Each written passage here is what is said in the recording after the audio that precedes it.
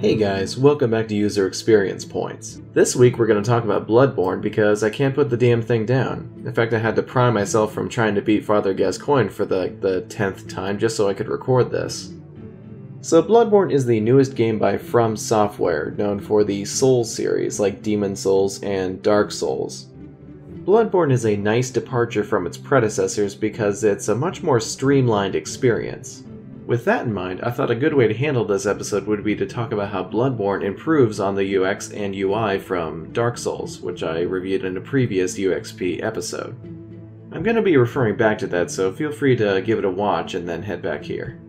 So let's start with character creation. This is already a massive improvement over Dark Souls. You still start on a sort of character summary screen, but it's a lot less to take in this time. And there's a ton of really creative measures taken to make this a much more sequential experience.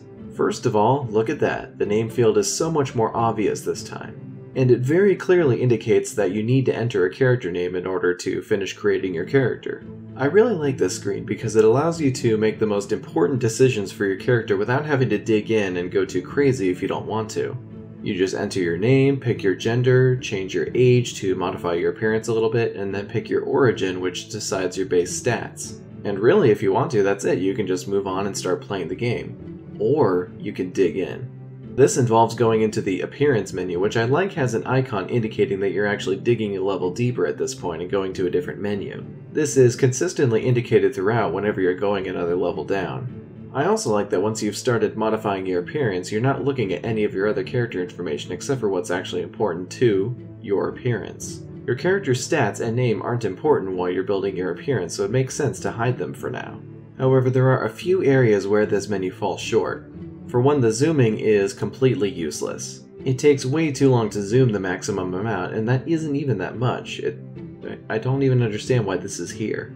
The sliders used for adjusting just about every aspect of your appearance also seem to be needlessly complicated.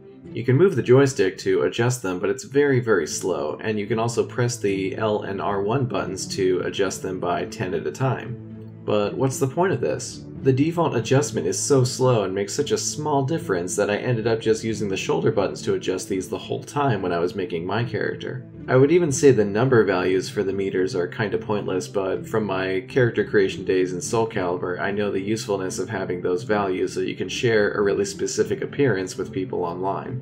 Let me know if you've seen anyone who's released the numbers to make guts yet. I also have to point out the odd way that the face presets work. See, the thing about selecting these is that you're actually modifying stuff outside of the face menu, like your skin color. When you're making a big adjustment like this that affects other areas, it seems like it should at least merit a pop-up message, like when you're changing your gender. On a more positive note, I really like the similar face option, which allows you to see a couple different variations on the customizations you've already made. The coolest and most unique feature here by far, though, is the ability to save a character preset. I've never seen this in a character creator before, and it's a great idea. Whether you've gone really far down a specific appearance that you like, and you want to try something else but not lose your progress, you can just save a preset. Or if you're starting a new game and you want your new character to be a variation of your old one, or I don't know, maybe you're doing New Game Plus and you want to add some scars or something. Seriously, this is great. Every complex character creation system should have this if they can implement it. Next, let's talk about the good old main menu. This is where you do everything during gameplay. I had a lot of good things to say about the main menu in Dark Souls, and it's been vastly improved upon in Bloodborne. In fact, this is a wonderful simplification of RPG character menus in general. There's only 3 main sections. You've got the inventory where you use and discard items, your stats so you can see what's going on with your character, and then the system menu for checking out your options or exiting the game. Equipping weapons, armor, and consumable items has been significantly streamlined down to just selecting a slot and then selecting the item. There's significantly less mental load when you're only focusing on one piece of equipment at a time. You need to figure out what hat you want to wear? Just select your hat slot and then choose between your hats. That's it. I also really appreciate the help feature, which is back from Dark Souls. It's incredibly useful to be able to scroll over just about every element of the interface and figure out what it means. Though while it is available in just about every menu, sometimes it's not always on the on-screen controls, which is just kinda confusing. I'm not sure if this was a mistake or what, but it's best to keep on-screen controls like this consistent. Still, that's a minor nitpick. This menu is awesome, and every RPG could learn from it.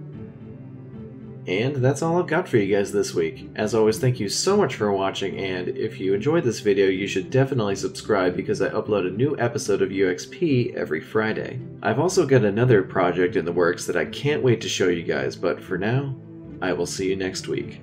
Maybe by then I've killed that goddamn second boss.